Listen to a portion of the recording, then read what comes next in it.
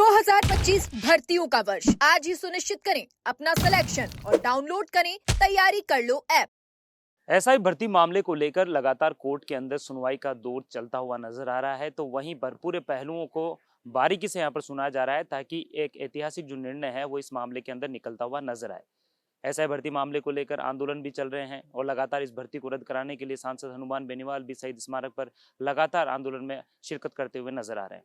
उन्होंने साफ तौर पे कहा है कि वो जब तक नहीं हटेंगे जब तक इस एसआई भर्ती को रद्द नहीं किया जा सकता।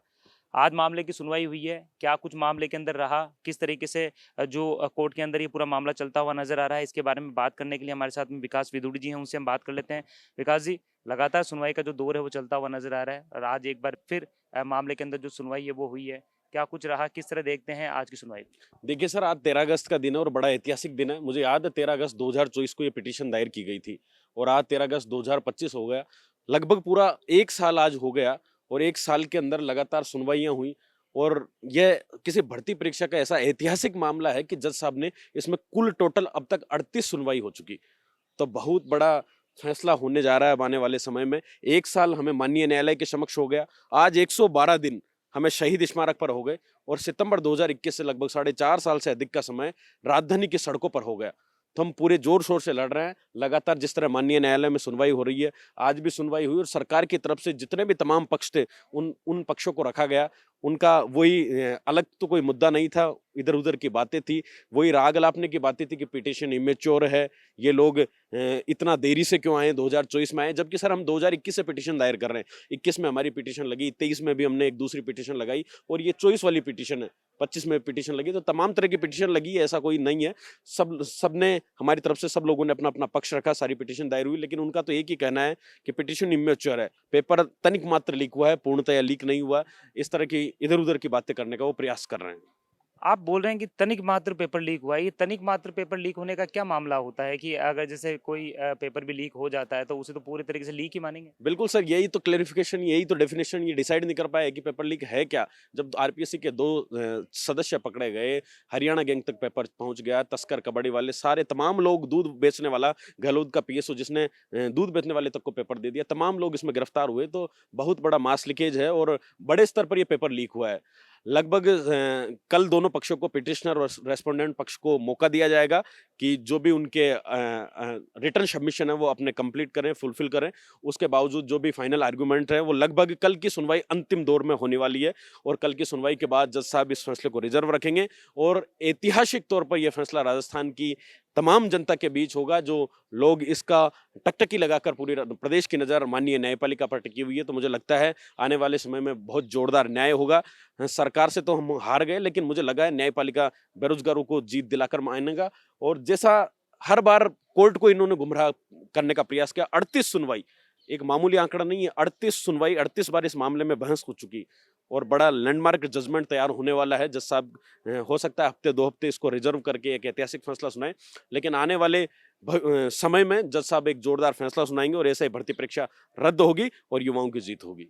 एक एक कर 38 जो सुनवाई है उसका जो दौर है यहाँ पर चला है। देखिए, कहते हैं ना कि 1 मिनट निकालना मुश्किल होता है, लेकिन 38 सुनवाई का मतलब है कि इतने दिन तक ये लंबा मामला यहाँ पर चलता हुआ नजर आया है। लेकिन अब माना जा सकता है कि जब अंतिम सुनवाई तक ये बात अब पहुँच चुकी है तो कई चीज़ें सामने आ चुकी होगी, जज साहब के सामने भी, कोर्ट के सामने भी। अब आने वाले दिनों के माना जा सकता है रिजर्व के बाद में वो निर्णय आने वाला है जिसका बेसब्री से जो इंतजार होता हुआ नजर। बिल्कुल सर, देखिए हमें भी नहीं पता था सर कि हम जो आंदोलन लगातार धरना प्रदर्शन कर रहे हैं, इतना लंबा मूवमेंट हमारा चल जाएगा। लेकिन क्या करें, जब इतनी लंबी लड़ाई थी, सरकार से लड़ाई थी, किसी आम आदमी से लड़ाई नहीं थी, तो सरकारों से लड़ाई थी। जिस आरपीएससी के इतने बड़े लेवल पर भ्रष्टाचार हुआ, तो हमें इतना मालूम नहीं था कि हम धरने पर शहीद स्मारक पर जाएंगे, फिर बीच में हमें कोर्ट में आना पड़ेगा, फिर माननीय न्यायपालिका से हम धरना स्थल की ओर जाएंगे।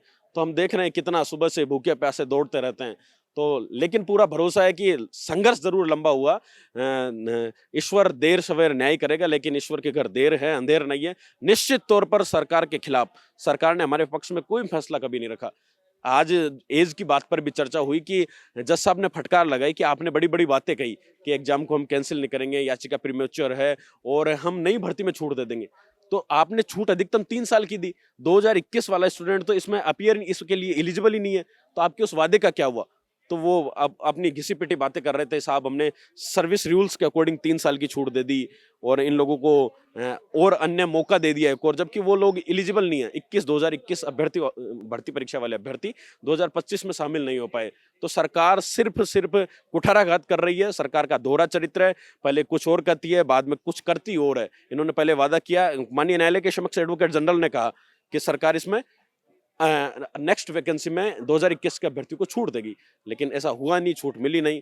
तो लड़ रहे हैं, देखते हैं। अंतिम समय कल लगभग अंतिम यात्रा इस एसआई भर्ती की न्यायपालिका के समक्ष होगी और निश्चित तौर पर जज साहब लैंडमार्क जजमेंट आने वाले समय में सुनाएंगे और युवाओं की और हम सब के संघर्ष की, जो पानी की टंकी से लेकर सड़कों तक, पत्रिका गेट से लेकर सेंट्रल पार्क तक है और रिद्धि सिद्धि से गुजर की थड़ी, जो तमाम पैदल मार्च किए, तमाम आंदोलन धरना प्रदर्शन किए, खून से खत सरकार को लिखे, 3 दिन टंकी पर ध्यानाकर्षण धरना कर आमरण अनशन के तौर पर मजबूती से लड़ाई लड़ी और पिछले 112 दिनों से सांसद हनुमान बेनीवाल के नेतृत्व में लड़ रहे हैं। किरोड़ी लाल के नेतृत्व में 3 साल लड़ाई लड़ी।